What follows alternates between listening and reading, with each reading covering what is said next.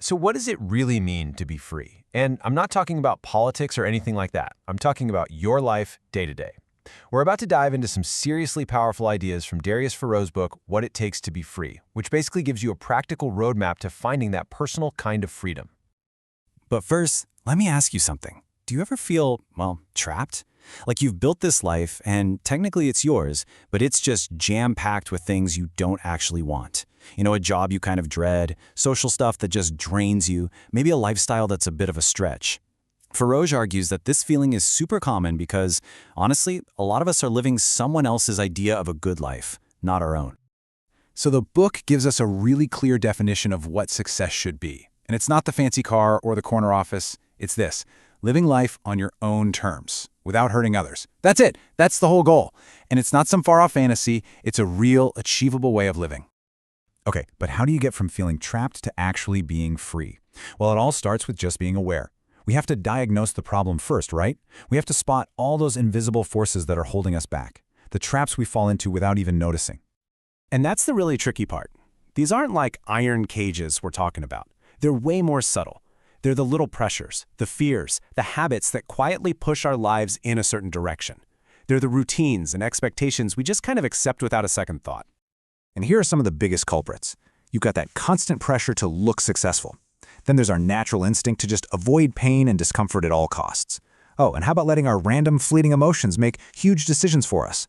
Or the guilt that comes from social obligations, that little voice of self-doubt, the lack of self-esteem, and of course the endless chase for that next quick hit of happiness. Every single one of these pulls us further and further away from a life we actually choose for ourselves. All right, so we've diagnosed the problem. Now what's the prescription? Here's the core message of the entire book, and it's a big one. Freedom is not free. It has a price, and that price is voluntary sacrifice. And this quote from Toni Morrison, which is featured in the book, just nails it perfectly. You want to fly, you got to give up the shit that weighs you down. It's that simple and that hard. To get that lift off you need for real freedom, you have to be willing to let go of the baggage that's keeping you on the ground. So let's talk about this trade-off because it's so important. Our brains, by default, crave certainty. We want to know what's coming next. But freedom? Freedom requires us to be adaptable, to roll with the chaos. We crave comfort, but real freedom demands that we actually seek out discomfort, because that's where we grow. We tell ourselves little lies to feel safe, but freedom requires facing the cold, hard truth, no matter how much it stings. So let's get specific. What are we talking about giving up?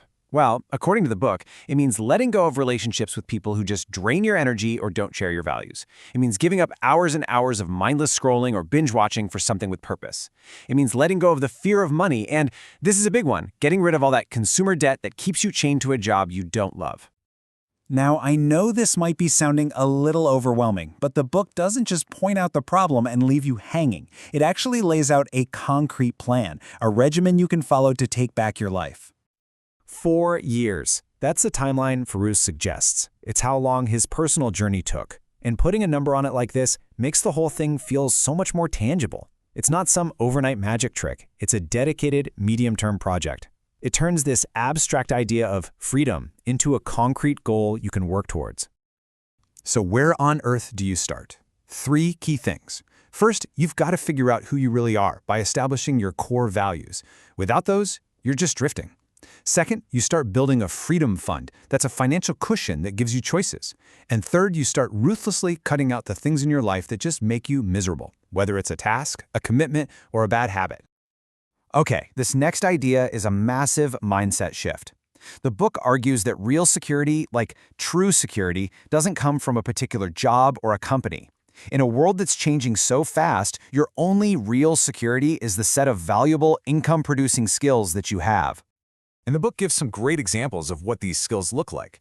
We're talking about things like persuasion, copywriting, project management, marketing, public speaking, teaching. These are skills that are valuable pretty much everywhere. When you develop these, you become more adaptable, more self-reliant, and that is the true foundation of financial freedom. And all of this brings us to the ultimate outcome of the journey, the core idea that holds it all together, the philosophy of taking absolute 100% personal responsibility for your life. This is the central idea right here. You are the ruler of your kingdom. Every single situation you're in is a direct result of the decisions that you've made. There's no one else to blame, and guess what? No one else is coming to save you. You're the one in charge. And look, that shouldn't be a scary thought. As this quote from Eleanor Roosevelt suggests, it's actually the most empowering idea there is. Because if you have all the responsibility, that also means you have all the power to change things. You have the power to build the life that you actually want. When it comes right down to it, the entire journey, giving stuff up, building new skills, taking responsibility, it's all about this one thing: authenticity.